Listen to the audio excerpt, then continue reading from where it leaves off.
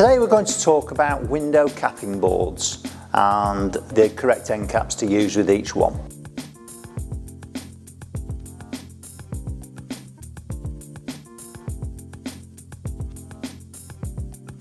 There's two types of capping board. We do the square edge capping board and the bullnose capping board. Firstly, we're going to talk about the square edge. So this one, as you can see, it's got a square drop nose, and if you're using this on a doorway or in a conservatory, say for instance, the full end is exposed once you've fitted it onto your window board. To cover that, you need the correct end cap, and what we recommend is the long window end cap. This can be used for either the bullnose or the square edge. For the bullnose you need a left and right, but for the square edge it's just a universal square end. All you would do is place the window board end cap over, mark the correct position, cut it to length and stick it on with some super glue and activator or a mitre bonding kit.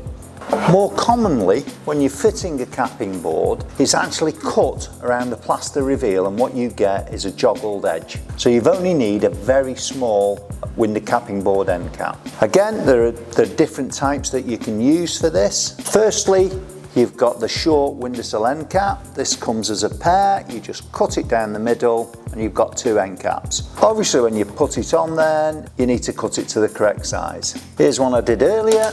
Cut to the correct size, you'll fit it over like so and stick it on with super glue and activator, and that hides the end.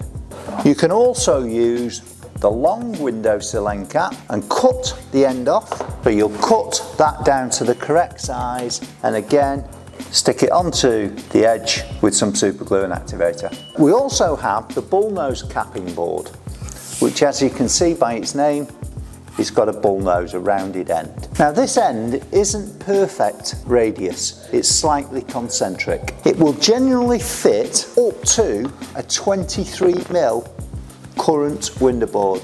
If you look how snug that fits, that window board is 23mm. So anything bigger than that won't slide in as far, if at all, depending on the size. We have obviously again two ends for the bullnose capping board. We have the long end, often used on conservatories and doorways, and the joggled end, where it's cut round the plaster and there's only a small amount showing. On the first, the long edge, we have one type of end cap, which are these. Because that is not exact radius, the end caps are slightly concentric, they're not totally circular, and they're actually sold in pairs, and you get a left and a right-handed end cap. Quite simple. Select the correct left or right, place it on, mark it, cut it to size and stick it on with a super glue and activator. There's also the joggled end of the board, which needs a short end cap.